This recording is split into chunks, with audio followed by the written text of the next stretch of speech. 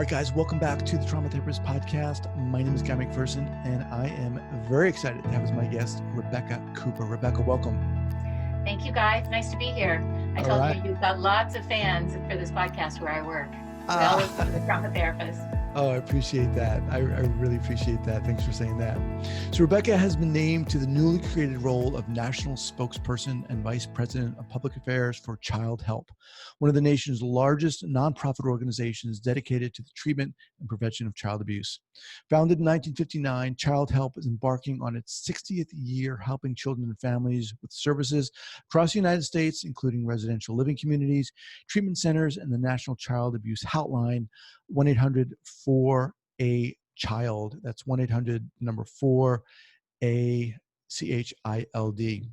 Named by the Washington Business Journal to its inaugural Power 100 list of the most influential people in Washington, Maryland, and Virginia, Rebecca Cooper has spent 3 decades in senior positions in media, business, and government in the nation's capital. The winner of several top journalist awards, Rebecca has worked for NBC News, ABC News, and CNN. She served in the White House and State Department as the Clinton administration's chief of staff to U.S. Ambassador to the United Nations, Bill Richardson. And you're also the mother of 3 sons and 1 schnoodle rescue dog. I had to get that in there. He's my biggest baby. Love it. Rebecca, thanks again for being here. Guy, thank you. All right. So before we get going here, tell our listeners where you're from and where you're calling from, and then let's dive in. Washington, D.C., our nation's capital. Our Childhelp headquarters is actually in Phoenix, Arizona, but we have offices in D.C., we have a treatment village in Virginia, we have offices and services in California, Tennessee, and our hotline is nationwide. So we're all over. Okay. So let's just cut to the chase here. How did you get to write this place right now, to Childhelp? Why are you here? Why are you doing this? So it was fate that brought me to Childhelp. I was a television news anchor here in Washington and frequently asked to support different charities, and I always wanted to support as many as I could, but I was having babies and in a stressful job. And Childhelp every year has a lunch with members of Congress where they talk to them about the agenda ahead for child abuse legislation.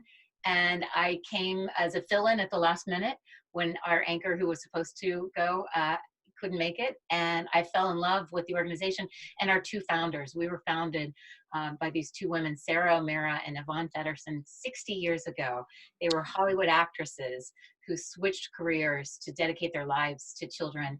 So it's a big celebration this year, celebrating our 60th. And so I fell in love with them, fell in love with the work, dedicated all the free time I could to it, and was on the board for 15 years.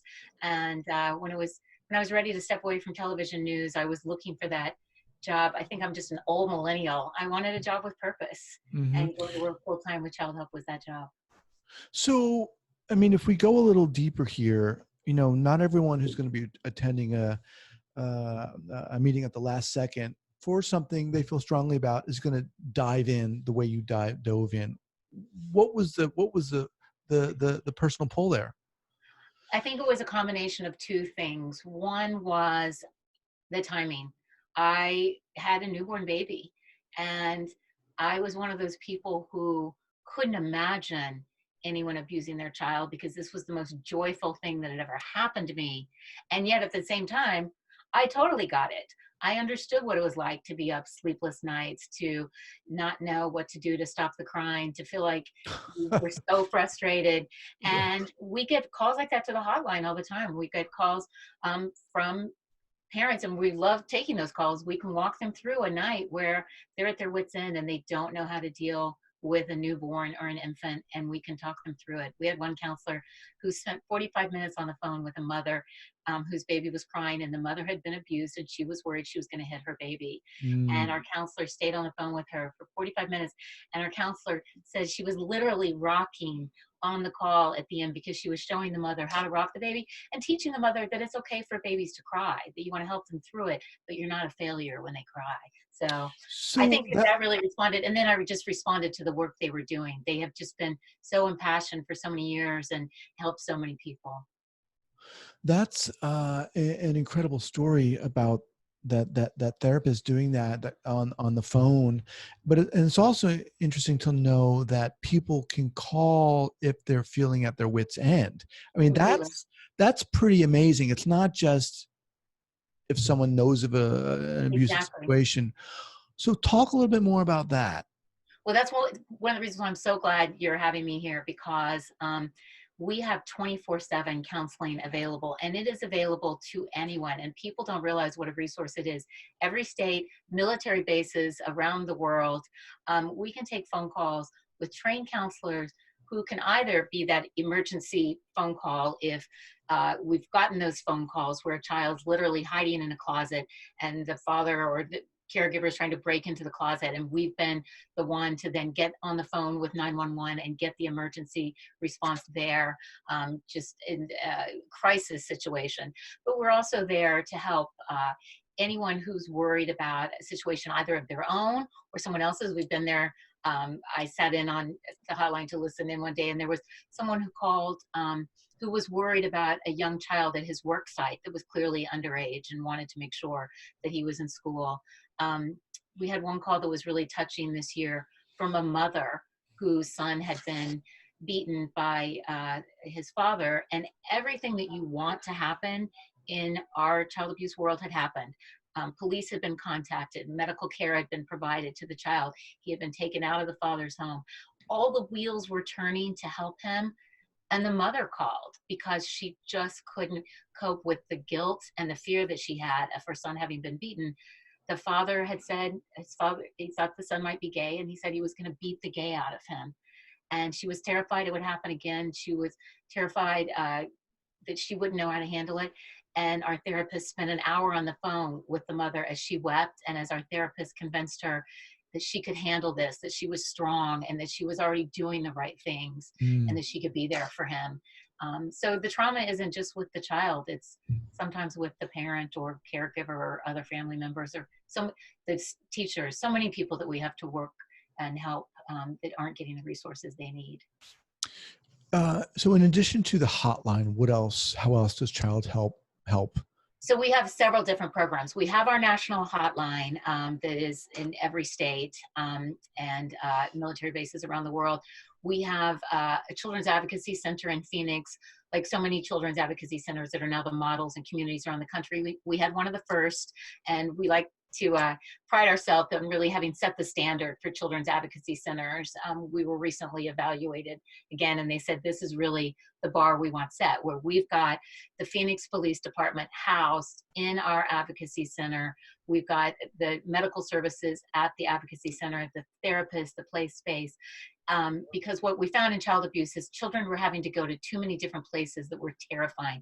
So with advocacy centers, the child can go to one place where they get the care they needed. And then finally, we also have residential treatment villages in California and in Virginia. We've got treatment in Tennessee, and we have foster family services. But with the residential treatment, we have these beautiful ranches where the children who are the most traumatized by abuse go to live, and it's residential care, typically for a year or more for children who can't be placed in foster care because they're too traumatized to be ready for foster care. And we use RF therapy and equine therapy and talk therapy and all kinds of modalities to Wow. work through their trauma.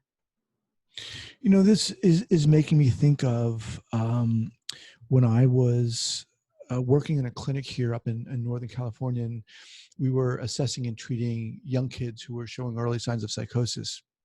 And part of the job was to kind of man the phones, and I really like doing it because we would get calls in, referral calls from teachers and therapists and parents and so forth, kind of calling and letting us know about their particular kid, their child, and seeing if it was a good fit to bring them in for the assessment. And Rebecca, one of the things that just blew me away, just terrified me in a sense, was that 99.9% of these kids had gone through trauma. And so often when the parents talked and shared what was going on,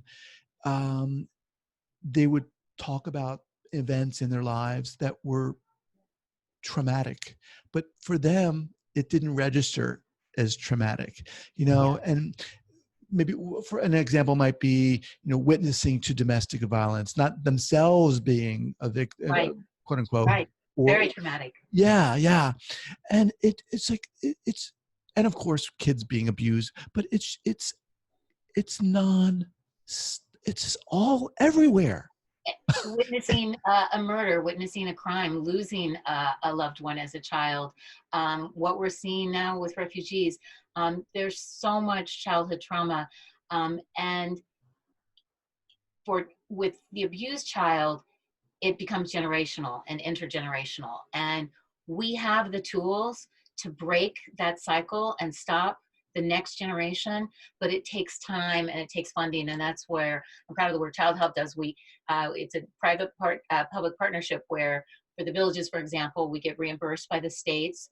For the Virginia village, we get children from Virginia, West Virginia, DC, Pennsylvania, North Carolina, and the states reimburse us for the cost of them staying there for the basic food and shelter. But what we provide as the nonprofit is all that additional work that it takes to really heal that child. So the equine therapy, the art therapy, living on a ranch, having the kind of trained therapists there that can really help those children. But it takes time. And one of the things that we're grappling with as an organization is so many places are trying to reduce the amount of time that they reimburse for that kind of care for children, because of course our primary reimbursement from the state, it's Medicaid, and state's Medicaid funding they're always trying to look for places to cut. So there's a push in a lot of states to reduce the amount of time that children can spend in these residential treatment facilities, to even as little as 90 days. And Guy, it takes us 90 days with these children who have been severely traumatized for them to even be ready to talk. We have this girl that's just taken my heart at one of our villages, and she was at the Christmas show, and she little thing, 8 years old, didn't weigh very much, and she pushed her way at the Christmas show to the front of the stage and grabbed the microphone. And it took a lot to push past the bigger boys. We have kids from 5 to 15 years old, and she so clearly wanted to be heard, and she grabbed that microphone and she sang as loud as she could. And I was sharing that with the director of the village a few months later, and he said, that's really interesting, he said, because that's when she first got here. And he said she wouldn't talk. She couldn't give word to what her trauma was. And it was only after several months there that she even started opening up about the horrific sexual abuse that she had suffered. And we started making great progress with her, but she's someone who's going to need to be there for a year. We have kids there for 2 years, and it takes that amount of time for that kind of trauma to heal. But if you spend that time, you're saving all those future medical bills that those kids will have, addiction that they'll have, and future abuse. One of the statistics we really want people to be more aware of is that 5 children die every day in the United States as a result of child abuse. That's more than any other childhood cause of death other than cancer. It's more than drowning. It's more than gun violence. It's more than accidental poisonings. It's more than all of those other things. But we don't talk about it. It's this silent epidemic. And one of the reasons the numbers go up is because if you're abused as a child and you have 3 children, you've given birth to 3 future child abusers in all likelihood with the current statistics. You look at situations like R. Kelly. You look at situations like when Michael Brown beat Rihanna and people were so shocked. But really what's shocking is if you can break the cycle. Michael Brown was allegedly abused as a child. It shouldn't be shocking when he abuses Rihanna. It's not an excuse, but we shouldn't be surprised. R. Kelly was allegedly sexually abused. His brother says they were both sexually abused. It shouldn't be surprising when that cycle continues. So you really got to take the time to get in there and break the cycle. So that's what we try to do. And it works. If you take the time, you can do it. We have so many graduates of our program that are now parents and loving individuals and working and on their constant journey of healing, but they're able to really overcome that generational curse. You talked about 5 kids a day dying as a result of, that's horrific. Well, and we have a terrific new COO coming on board in Arizona, Greg McKay, who ran foster children's services for the state of Arizona for Governor Ducey. And one of the reasons we love him is he started off as a cop on the street who became a detective investigating child abuse. And he was one of those who worked out of Childhelp offices and would go in and handle the child abuse cases. And he likes to say that's one of the most underestimated numbers out there, because we know it's almost 5 a day of those that are reported and Right. are known to be child abuse. We know there's so many more out there that it gets hidden, and the doctors don't always aren't able to fully diagnose what's happening really in the family. This phrase silent epidemic, when I was sharing my experience working at that clinic and hearing all those stories, I mean, that was one of my the reasons why I started this. I mean, some things got to be done here. What, you've kind of alluded to it throughout our discussion so far. What are you guys coming up against in terms of getting the word out there, in terms of making this not a silent epidemic? Well, it's interesting because I've spent my career, I was a government official, as you said, and I was a television news anchor. So if anyone's good at knowing how to use a megaphone, it's me. But I often say my sister is a executive at the Red Cross. And I say to her, with hurricanes and other things like that, people see it and people want to respond. And we're such a generous country and society that when people see that kind of destruction, they write checks. For us, it's constantly trying to get the word out because funding is so important for what we do. But we have to protect the privacy of the children.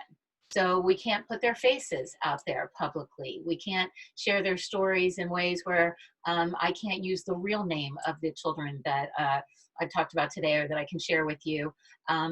It's not something you can easily publicize, but it's there. It's there every day in our country. And we just need to do a better job of talking about it. I think there's also shame around it and a common belief that it's not there and that it's not in every segment of our society, and it is at every income level. Right. Yeah. I mean, I think all those are good points. One of the things that came to my mind is, when you're talking about natural disasters and so forth, those are kind of external traumatic incidents in a sense. Yeah. Talking about abuse and complex abuse, and it's interpersonal.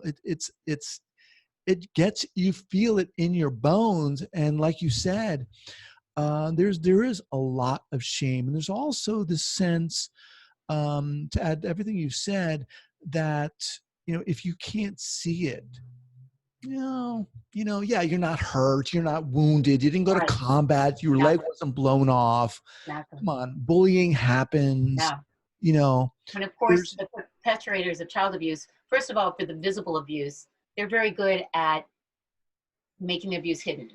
So there could be iron burns on a child and a teacher may not even see them. One of the programs we do that I didn't mention is we provide the Speak Up, Be Safe school curriculum for schools across the country to teach teachers and students how to recognize abuse and others, how to respond to abuse. We had a student just reach out on our hotline. We now have text messaging and kids can now text us, which has really opened up a whole new way of being able to reach children. And because of that presentation, she was at a friend's house and she recognized child abuse that was going on in her friend's house, and she texted us and we were able to intervene. But especially for our youngest children, and keep in mind for the deaths are usually children 2 years and older. The older children can often survive their abuse, but then they're left traumatized. But even for the survivors, children don't always have the words to use to tell you what's going on. And that's why the type of therapy that we use is so important when it's children versus adults, because this abuse can start before they even know what words to give it. And once they start speaking, they still aren't sure what words to use. So that's why we use art therapy and animal therapy and music therapy, and play therapy. Working through words isn't always the right way to reach these kids. They don't have the words. Yeah. Who are you? Well, let me rephrase that. How, the listeners here are therapists of all kinds, and whether they're kind of seasoned or starting out, or they're students in graduate school, people who've experienced trauma are listening as well. What would you like them to know? How can they use this information that you're sharing today? I think one of the things that our therapists know that has been so helpful to me to learn is for the kind of work that we do, when you're working with children, the most important thing to remember is to give it time, to let it take time. You know, Peter Levine uh, talks about how if you suffered a specific trauma, then you may be in fight or flight for years if you're not healed. If you've suffered chronic trauma, his work and other points out that chronic trauma more often just shut down entirely. So often, and he also talks about how the fact that as a society, we want to get to the root of the problem quickly.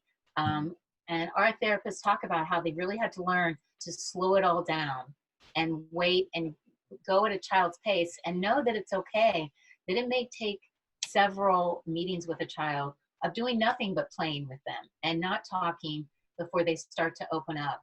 It may take just letting them draw. We have a therapist who talked about one of her first cases being a girl, a boy in California, who, when you tried to talk to him, he would become very chaotic, and then he would just shut down in the way that victims of chronic abuse shut down. And so once she stopped even trying to talk and just kept playing with him at their therapy sessions, after many, many months of therapy sessions where they were playing, he started to slowly open up and give words to what he had experienced. But that was an early lesson for her of how long it can take, and letting them use other things besides words, like pictures. One of our survivors, a woman named Lisa, who's now doing great, she was very belligerent when she came to the village and had been in and out of several foster homes and had been taken away and separated from her sisters because she would always question authority and want to know why people were asking questions, but she wasn't ready to give explanations. And she said it was the art lady, it was our art therapist, who just let her express herself. And slowly she started showing what happened to her through pictures. And she talks about how sad her original pictures were, storm clouds and parents fighting and all those kinds of things. And a big breakthrough was when the art therapist said, okay, now draw what you want the world to be. And she drew a really uplifting picture of what she could envision the world being. And she said it was being heard in that way and being allowed to show both the sad things that she needed to express and the hopes that were a breakthrough for her. So give it the time that it needs, and use a lot of different resources. So we haven't really got a chance to talk much. I'm talking too much about my other things, but our animal therapy and equine therapy, you did a great show recently with Maddie Caballo talking about how she used equine therapy to heal. We see it as so important in the work we do, whether it's at our ranches where there are horse ranches, and equine therapy is a really important part of the therapy process. But even in our Phoenix Child Advocacy Center, we bring in miniature ponies and all kinds of animals. And we've had children open up to the animals, where we even had a child never open up to the therapist completely. And we took the animal to court, and the child was able to testify in court to the animal and talk about what she had experienced. So be open to using a lot of different ways of reaching out to young people. So if therapists feel that, I mean, what you're sounding is the resources are amazing. How can therapists, maybe they have a referral for a kid, can they reach out? What's the process?